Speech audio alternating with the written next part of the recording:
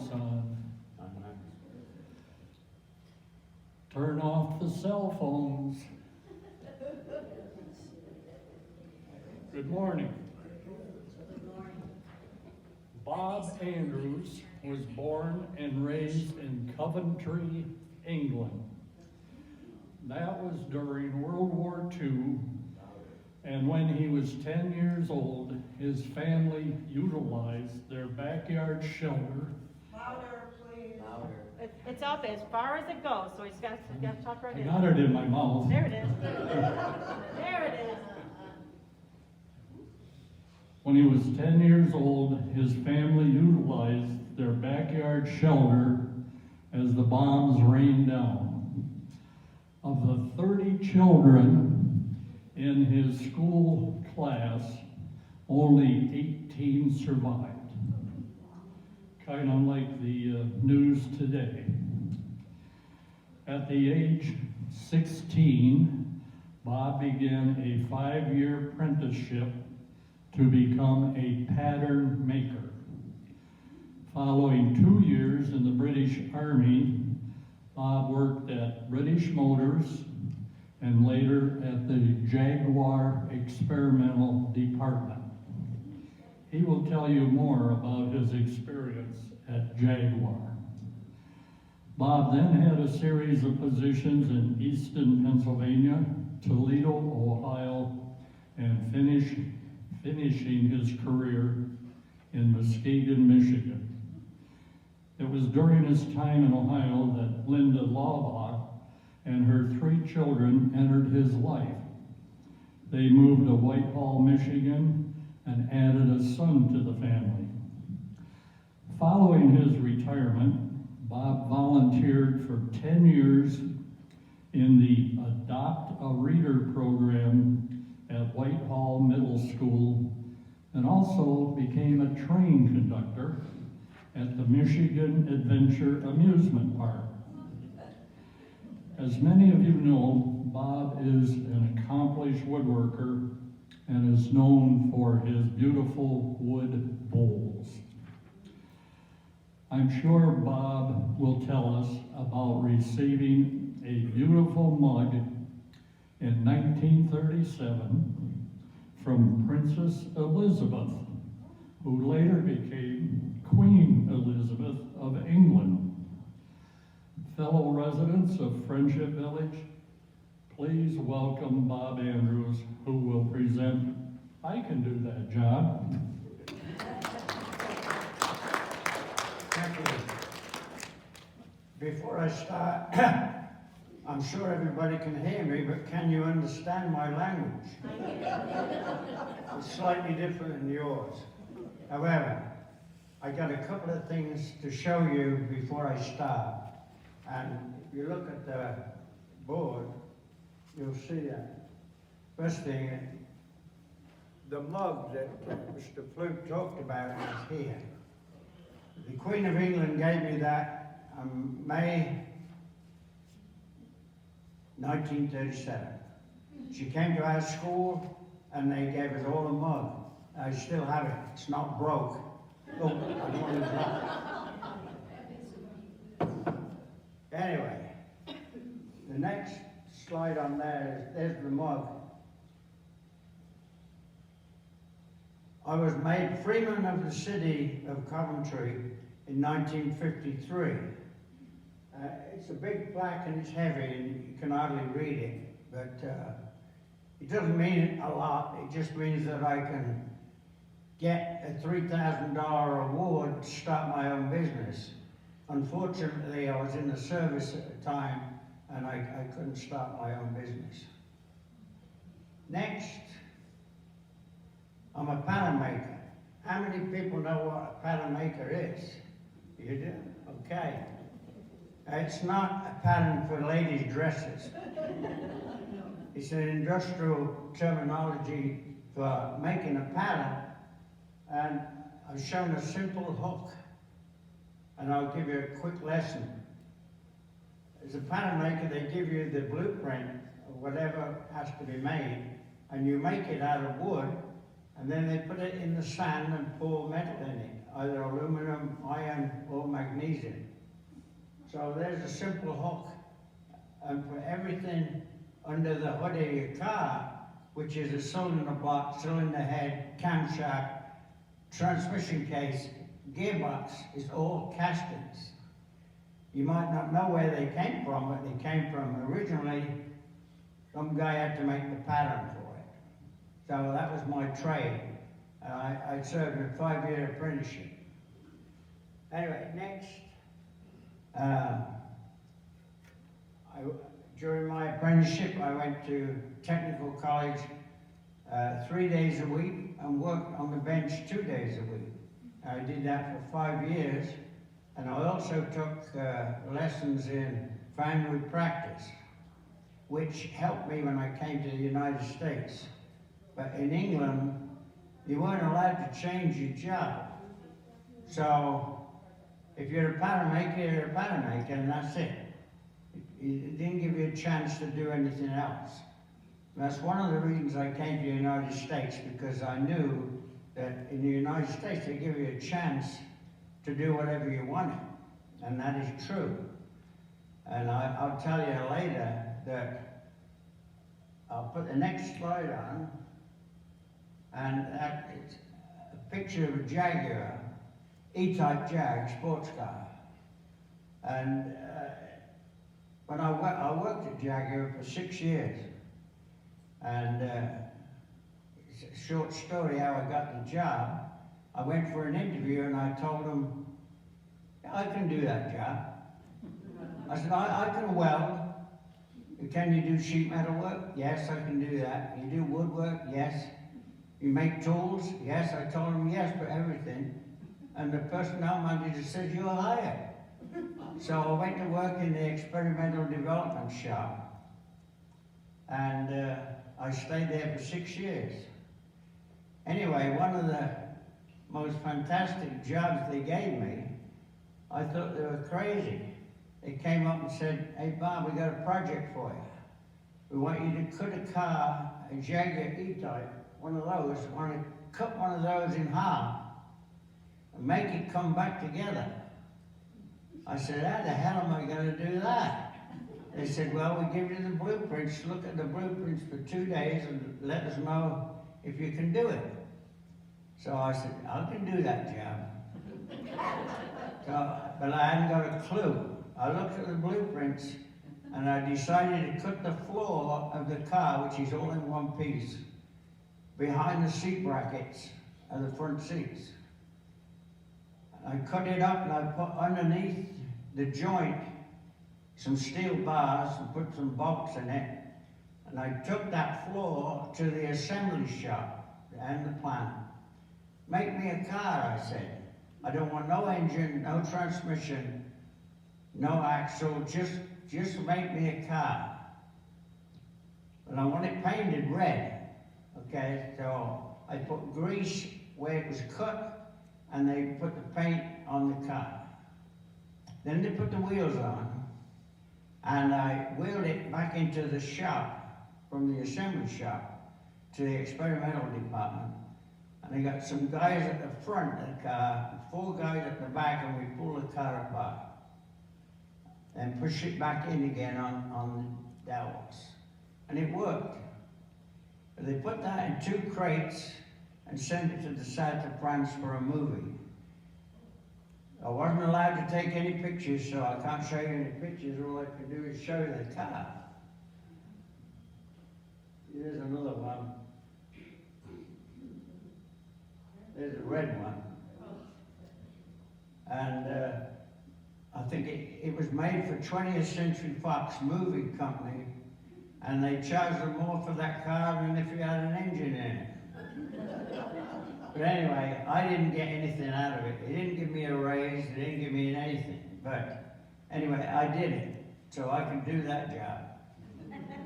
Anyway, I had some problems. They gave me, you know what a mud guard is? You know, on your wheel, you got a mud guard over the wheel. Well, they bought a truck company, and they wanted some mud guards made, and they gave me that job. I made the fixture to make the mud guards, and I thought, well, that's it, got it done. I can do that job. But my boss says, hey Bob, give me a right and left hand mud guard. Make them out of sheet metal. Well, I got the metal, I cut the shape out like I thought, and I started banging on it to make the shape around the wheel. And every time I hit it, come up, all screwed up. And the guy, two guys that are working on the bench behind me were stood there laughing at me. And they finally came up and said, do you know what you're doing? I said, no, I don't. I ain't got a clue. So they showed me how to do it. And I finally got through and done that. Okay. That was at Jaguar Cars. Next, let's see. Yeah. I got drafted into the British Army in 1952 when the Korean War was going on. And I got trained to do progress and planning of workshops. I can do that job. So it was all new to me, but anyway, they finally drafted me over to a light aid attachment to the Royal Army Service Corps, which was a driver training battalion, and they trained young kids, 18, 19 years old, to drive 3-ton trucks. Well, we were attached to the company, and we had a workshop. So I had 16 mechanics working in that shop, and I was the one that gave them the work to do. Whether it was an oil change or change of wheel or whatever. And so the progress and planning of workshops, I had a box made. There's 350 vehicles on that camp. And I had a card for every vehicle. And there were Bedford trucks and Austin trucks. There were no American trucks, all British trucks. And I had this box with 350 cards in the box. And one day, my commanding officer was a captain.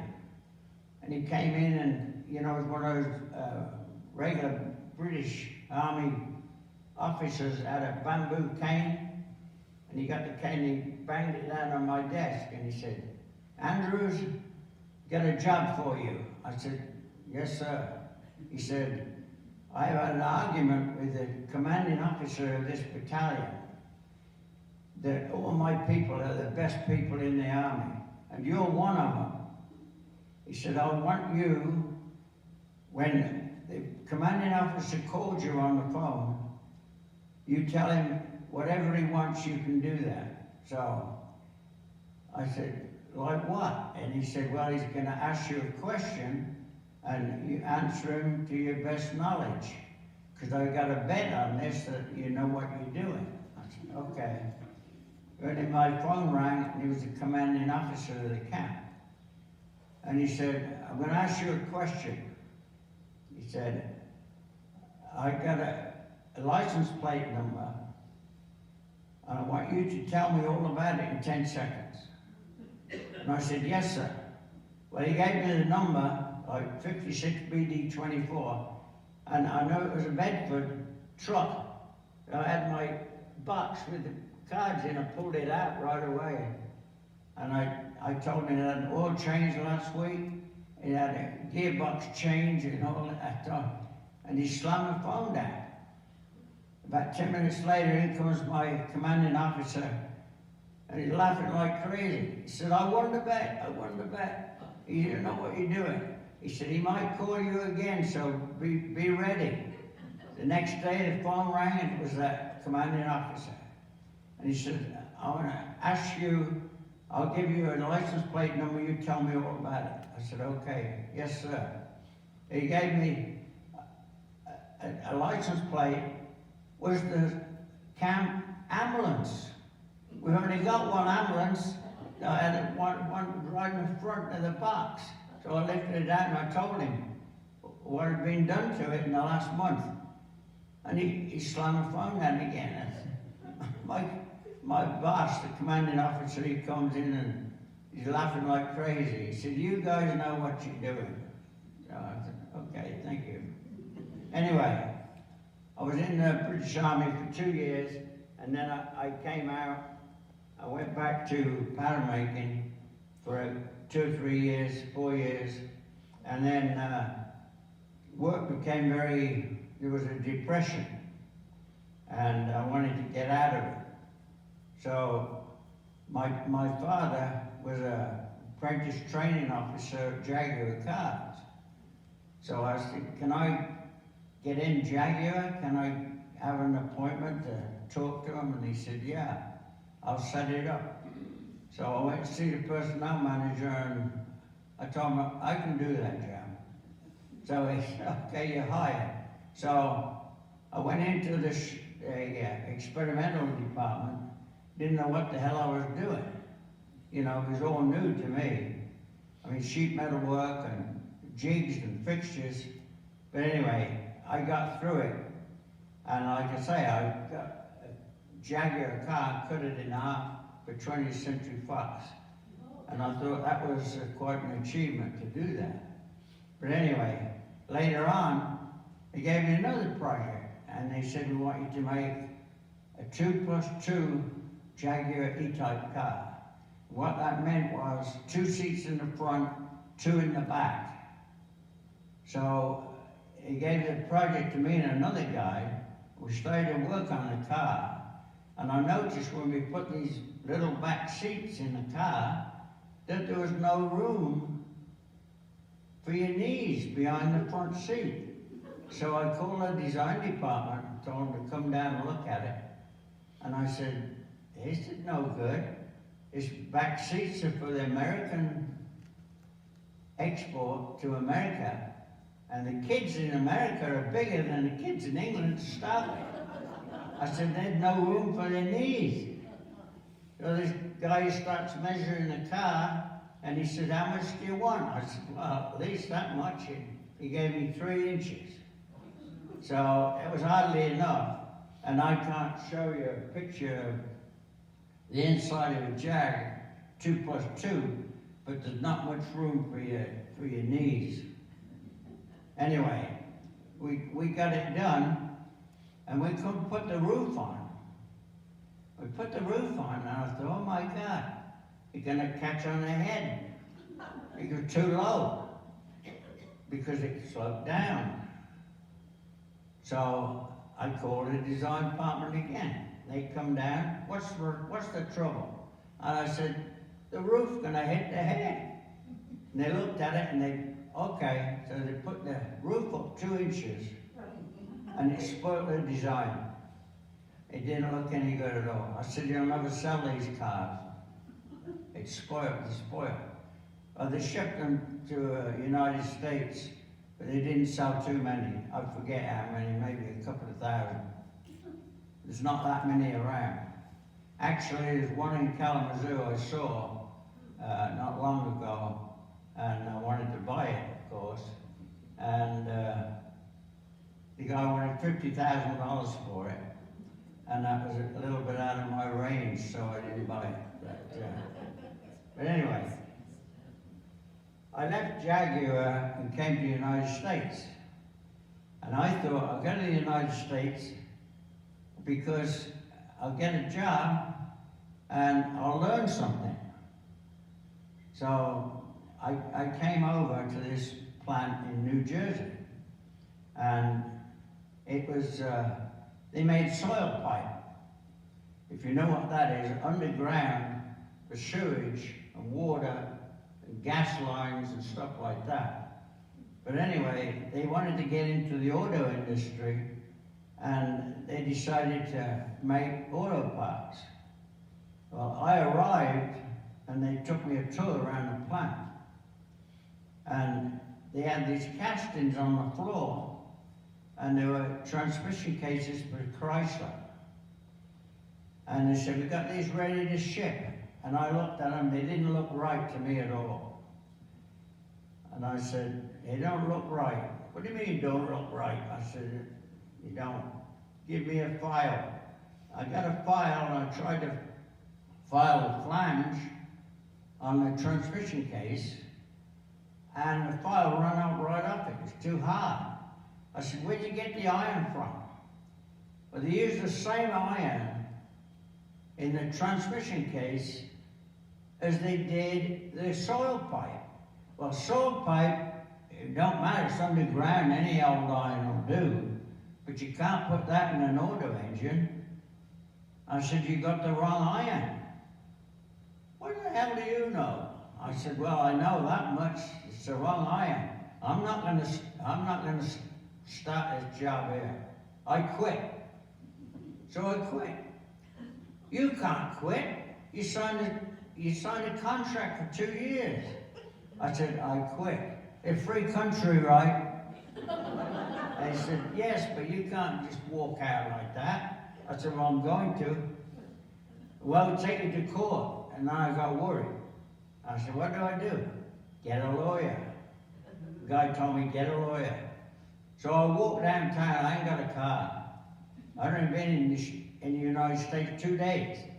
I walked downtown looking for a lawyer's office, and I seen one. I went to see the lawyer, and I told him my story, and he said, do you owe the company any money? I said, yeah, I owe them for the air ticket.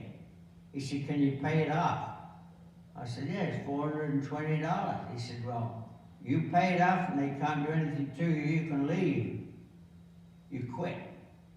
So I went in and I said, how much do I owe you for the air ticket? Oh, it would take $20 a month that you pay. You don't have to give us the money. I said, I want to pay it off right now. $400, okay. I give him the $400. I walked out, quit. Then I didn't have a job, right? So I looked in the phone book and there was a foundry a mile away. So I got a cab to take me, and I went into the plant and I said, told a girl in the office, looking for a position here. And she said, well, just a minute. She called the vice president and said, there's a guy out here, he wants to talk about a position here at the plant. So he comes out of his office and he said, you work at Shimoon Industries? I said, well, I did, I quit. He said, good for you, come in my office. So I went in and he started talking to me, and he said, I think we've got a position for you here somewhere. I said, okay. He said, I want you to talk to the plant manager. So he set up an appointment for the next day to talk to the plant manager. So the guy took me around and he told me all the problems they got. And I looked at him and I said, yeah, I see you got some serious problems here. I can see that. I said, what, if I can get this, what's the scrap rate? He said, 12%. I said, what? 12%? That's a lot. I said, what will you do for me if I get the scrap rate down to 5% in 3 months? 3 months? He said, if you do that, you can have my job. He said, I'm 63 years old, I want to retire. And if you get the scrap down, you must know what you're doing. So he said, you're hired as a troubleshooter. So I started the next Monday as a troubleshooter. And the one job, I knew what the mistake was. The guys were running a machine, they're on piecework, and they turned the dials down to make the product faster. But they weren't curing, it was what they call a core, and they didn't get them hot enough to cure the sand. So I turned the dials up on the machine to make them right, and the operators blew up and said, you can't do that. We'll lose piecework, we're on piecework, we won't make any money. I said, that's not my problem. You have to talk to the people that do the work orders, you know. So, anyway, they started making the core correct. They cured them long enough to do it. And I cured that problem, and that was about 3 or 4% of the scrap. So it started to come down. And then I went on the production line, and they weren't doing things right on there either. So I told the foreman, "You're not doing this right, you gotta do this and that." And he said, "You don't tell me what to do, I've been here 21 years. I said, "I don't care, if you got a problem, see the president." So they kind of bowed down and did what I told them. So that took another couple of percent down, because they had a problem they called misrun. But anyway, I cured that, and after 3.5 months, I got the scrap down to 5%.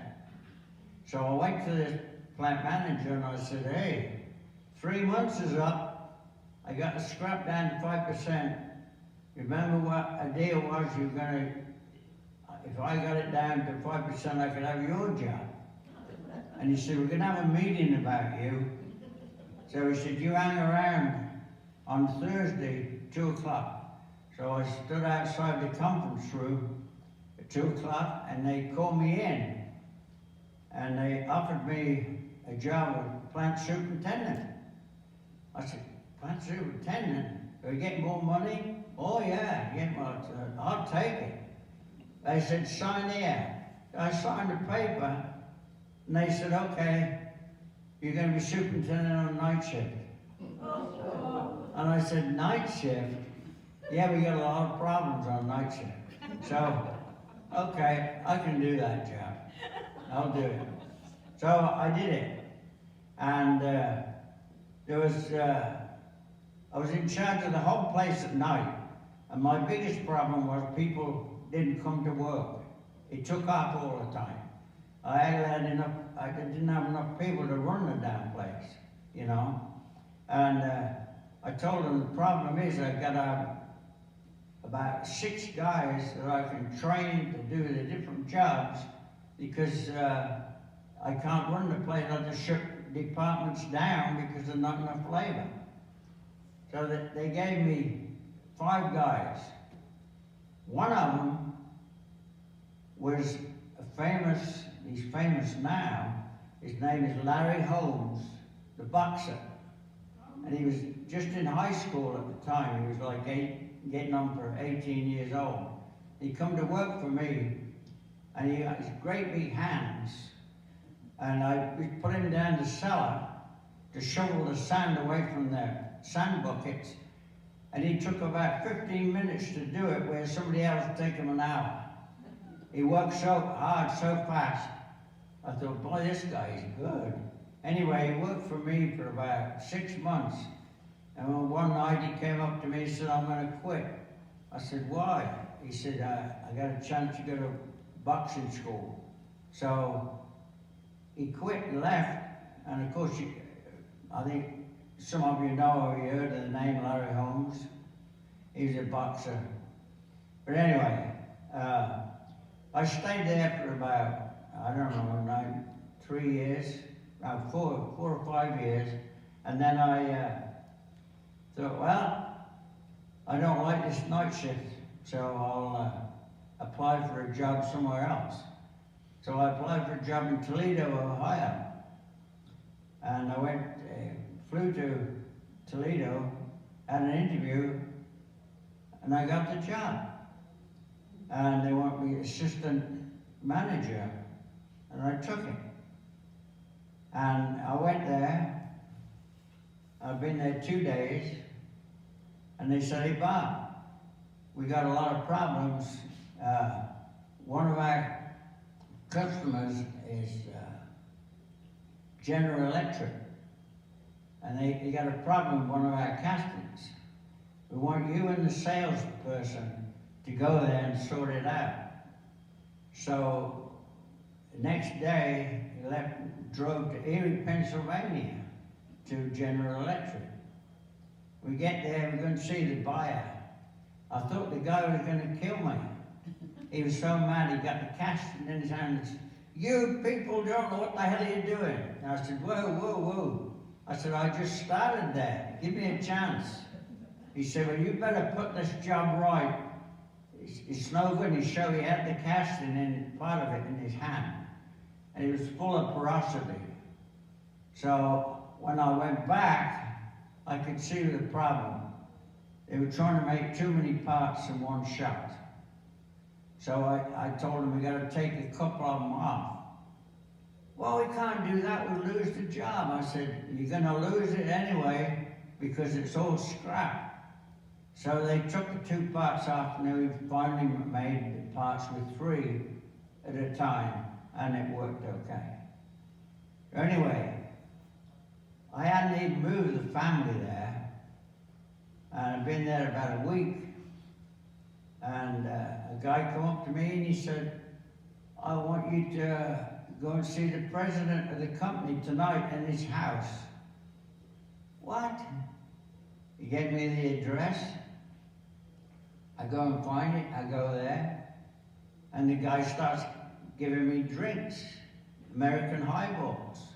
I had 3 of them, and I was seeing double, and he sent his wife out the room. And he said, Bob, you're the first to know we're closing up. What? Closing up? I didn't even brought the family there. I just rented a house for a year. Well, I can't get out of that. What am I going to do? And he said, well, you're going to be hired for 3 months and you got to go down and show them what to do in Peoria, Illinois. He said, that's where the work is going. You can go down there on a Monday morning, drive down there and stay at the Holiday Inn and show them what to do. Well, I did that for about 6 weeks. Drove every week, drove down there. And after 6 weeks, they said, hey, Bob, we got a truck. We got a truck. We want you to drive the truck to Peoria, Illinois. It's got a lot of equipment in the back of the truck. We want to deliver it there, and you got to go down there, so you might as well drive the truck. I said, okay. So I'll go on the highway, and I'm coming up 1 mile to the exit for Peoria. And there's a big bang at the back of the truck. It blew a tire out. So I managed to get off the thruway down to this village, going into one little convenience store, one traffic light. I went in there and I called Ewell, told them I got a wheel busted out, a tire busted out. Bring me a wheel. Okay, we'll do that. So anyway, the guy comes up with a pickup truck with a wheel on it, and he took one look and he says, I can't change that. It sits halfway down in the mud. We have to get a wrecker. So he calls for the wrecker, and about 15 minutes later he gets hold of me and he says, the wrecker broke down. I said, you gotta be kidding me. I said, I haven't had anything to eat all day. I'm starving to death. He said, well, he'll be here shortly. I said, I hope so. Yeah, shortly, about 2 hours. Waiting there for the damn truck to come with a wrecker.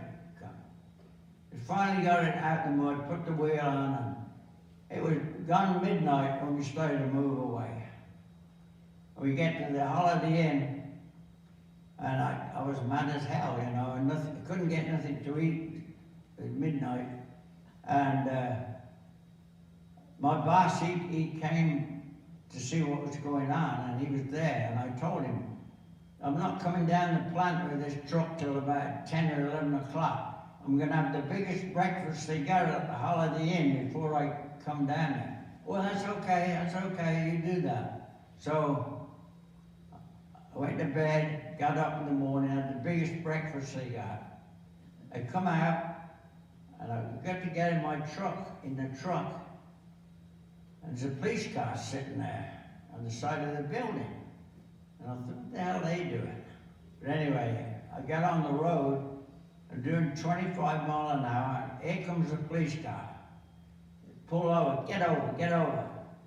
And I thought, what the hell, I'm only doing 25, I'm not speeding. I pulled over, and the cop got out, and he come up, he said, you stay at the Holiday Inn? I said, yeah, I was at the Holiday Inn. He said, where's your overnight tag? I know what the hell he's talking about. I said, I don't know what you mean. He said, you don't have an overnight tag for Illinois. I said, so what? He said, get out of the truck.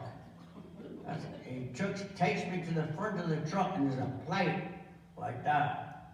And it says all the different states, you know, New Jersey, Pennsylvania, Ohio, you know, all over, California, everywhere. And he said, you don't have one of those tags for Illinois. And you spent the night at the Holiday Inn in Illinois, you've got to have a tag. You should know better, you're the driver. I said, I'm not the driver of the damn truck.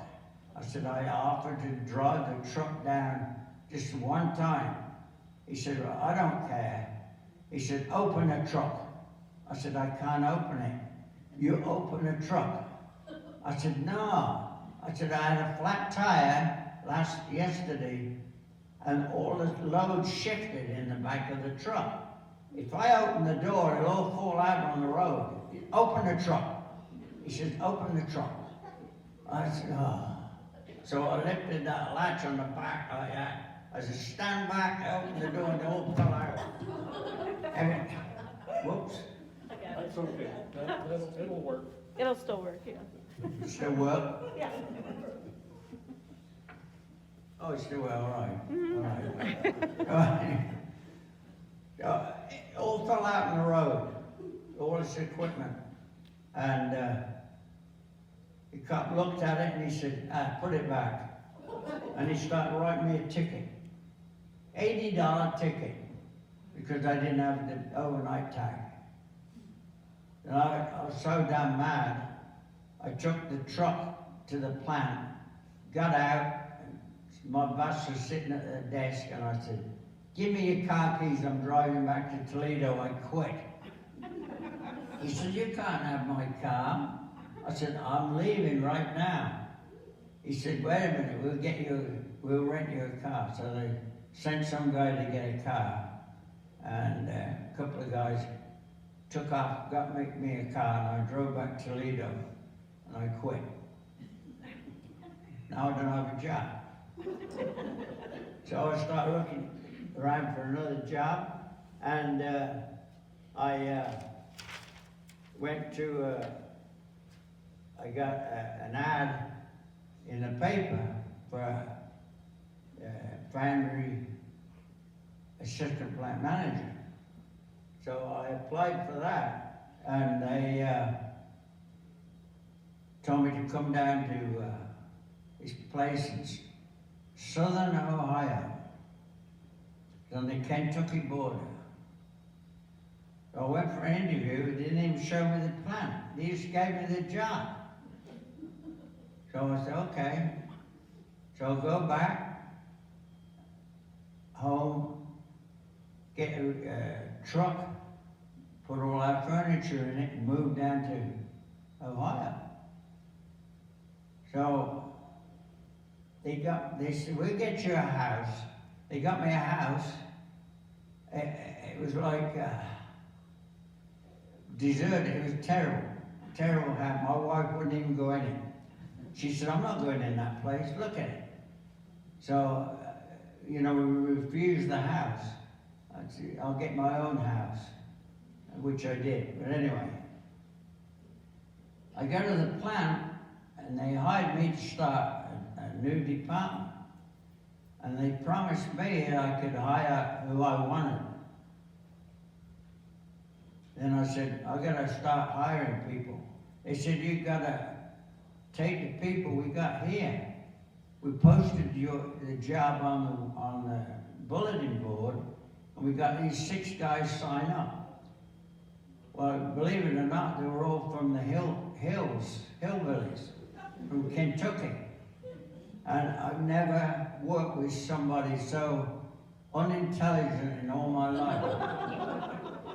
They didn't know one end of a 6-inch rule to the other. And I expected me to train them. Well, I tried, I really tried. And he set up a job one night, and I stayed till 7 o'clock at night to show him what to do. I went home, went to bed. Got up, had to start the plant 6 o'clock in the morning. I went back to the plant in the morning, and they started production, and they poured the iron, and all come running out, all over the floor. These idiots from the hills had done it wrong.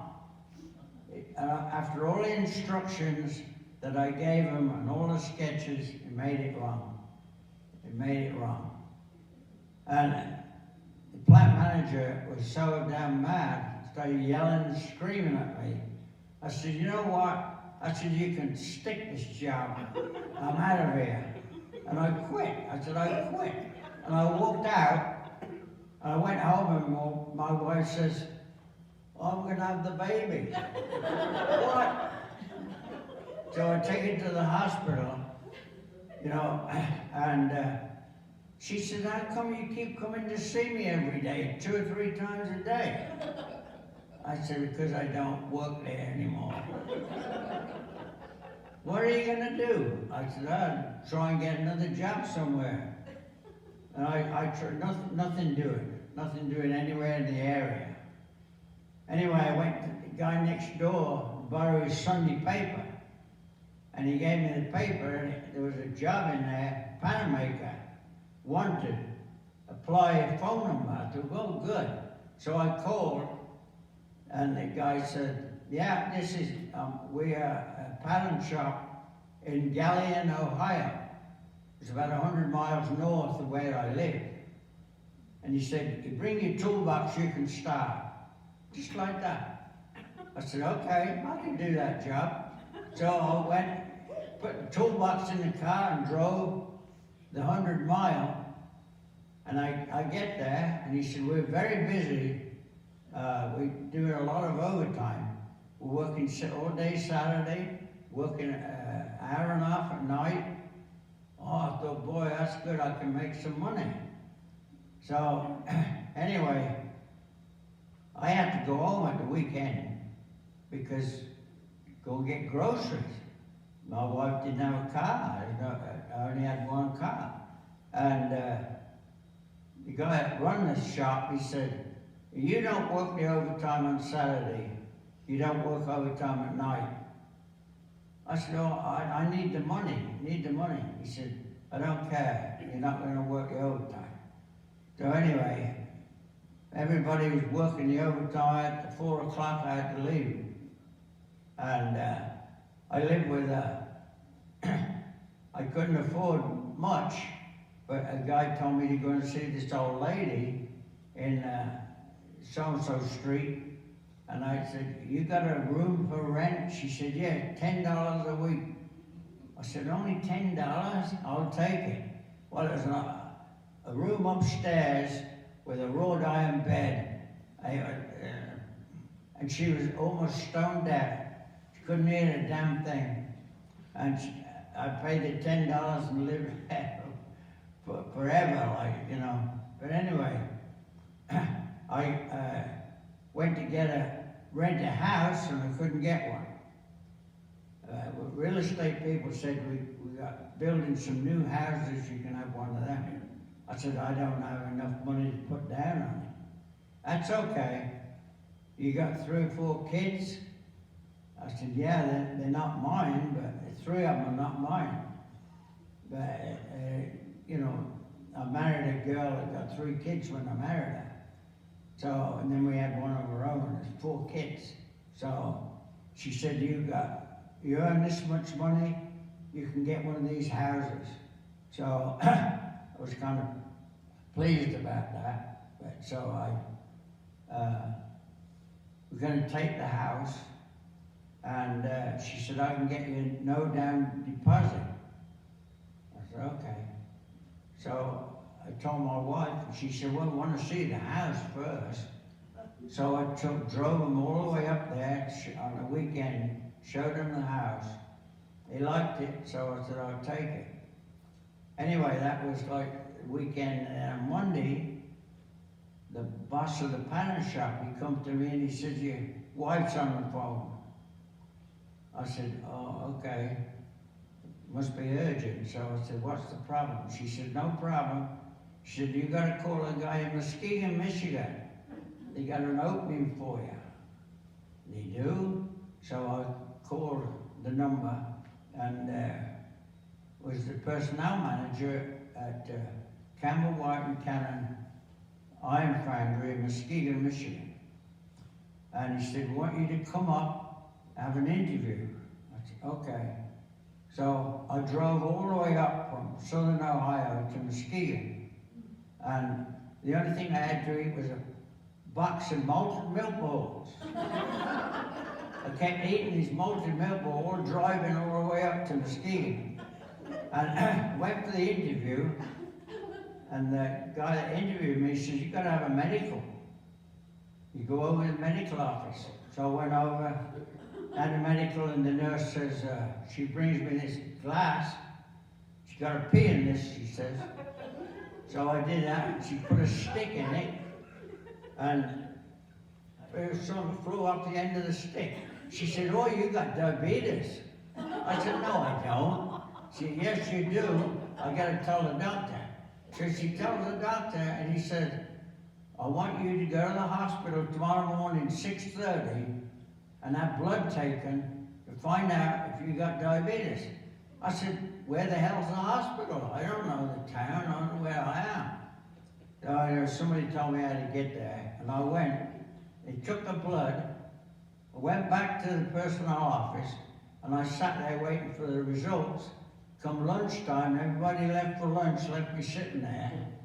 And they all come back at 1 o'clock, and it's still no call from the hospital. And about 1:30, the phone rang, it was the hospital. He don't have diabetes. So I could start. So I went and told my wife, get the moving truck. We're gonna move to Muskegon. So I thought I ain't got nowhere to live. So I see a place advertised for houses to rent. And I said, I need a house to rent. The guy said, oh, I got one for you. And he gave me the address. It was a house built on a sand dune. Every time you opened the door, the sand blew in. You keep sweeping the sand out of the house. But anyway, we did that for a while. And a guy come along, knocked on my door and said, you need a house, don't you, for all these kids? I said, yeah, I do. I'll get you one. I said, I don't have enough money for a down payment. Don't worry about that. He said, I'll get you one. So he said, get in my car, I'll take you to the house. He had a 5-bedroom house. I said, I don't think I can afford that. He said, yeah, they're selling it cheap, they want to get out of there. But it wasn't really finished. What they done is, had a 2-bedroom house, knocked the end wall out, built a garage, a family room, and 3 bedrooms upstairs and a bathroom. But they hadn't finished it off. And they wanted, in those days, they wanted $26,000 for it. And I offered him 22. And they took it. So I got a house for 22 grand, 5 bedrooms. It took me 10 years to do it up. Okay. That was when I got the job at CWC, they call it. And that was, they spent $14 million building a new plant. And they hired me to do the tooling work for the new plant. And there was a big hole in the floor. They hadn't even started building the plant. But they hired me to, do the work ahead of time, what I was going to do. So I started there. It took 3 years to get before the plant got running. And they got it running, and they ran for about, I don't know, a year, 2 years. And all of a sudden, they come along and said, we're shutting that down. They gave me 6 months' notice. 6 months' notice? It's never heard of. Well, you got 6 months' notice. So I start looking around for another job. Can't find one. And 4 months, 5 months, nearly 6 months. The plant manager at the camshaft plant called me and said, come, I want to see you. I'll go down and see him. He says, you want to come and work for me? I said, yeah, I can do that job. You know, so he kind of rehired me. It's the same company. And I went over to his plant and started working there. And I stayed there from 1978 until 1998 when I retired. And I retired, and I didn't feel like retiring at 65. So I stayed another 2 years. And they kept saying, when are you going to retire, Bob? When are you going to retire? I said, I'll tell you when I'm going to retire. Not yet, not yet. So I was 67 and a half years old when I retired. Then I thought, now what am I going to do? Well, anyway, I'm in a Lions Club, and I went to do some volunteer work at Michigan Adventure. And they had a big tarp over something, and I looked underneath the tarp, and it was a railway engine. So I think I got it on here. Well, that's my grandkids. I went to Michigan Adventure and asked them in the office, are you going to put a railway in here? And they said, yeah. How do you know that? I said, well, there's an engine outside in the parking lot. And they said, yeah, we're going to put a train ride in for people. I said, well, I want to drive the train.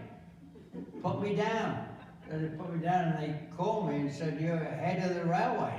I said, okay, great.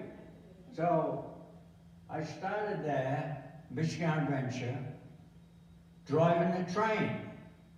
But anyway, when I'd been there, I don't know, it was like summertime, and they said, all the teenagers from the high school, you gotta, you know, they work for you. You tell them where to work, you know, on the roundabouts or whatever. I said, okay. So they give me a hard time, these kids. Real hard time. Some of them, not all of them. Anyway, there's me on the engine. Believe it or not, that's me. There's another one. There's me in front of the engine. Front. Now they put a brochure out for Michigan Adventure. Where that circle is, the white circle, that's me driving the train on the brochure. You can't tell it's me, but that's me.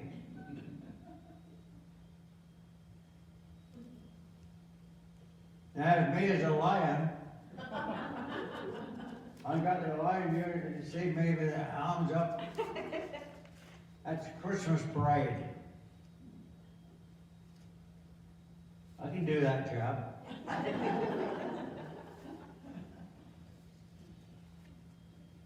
There are all the places I worked. Sterling Metals, where I served my apprenticeship. Jaguar Car Plant, Toledo Melbourne Iron Plant, Dayton Steel, GWC Castings, Michigan Adventure, a line member for 45 years. I've done some work here at Friendship Village. I got a reading machine for one of the ladies, and I'm trying to get another one. I'm still in the Lions Club. I'm in the West Side Lions Club.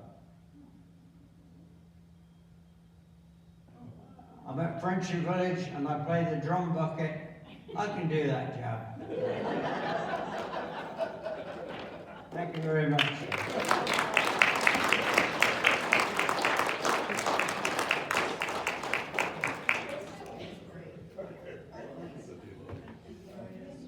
Well, once again, there are many interesting stories in your neighborhood. Football. Oh yeah, look at one of his bowls that he made.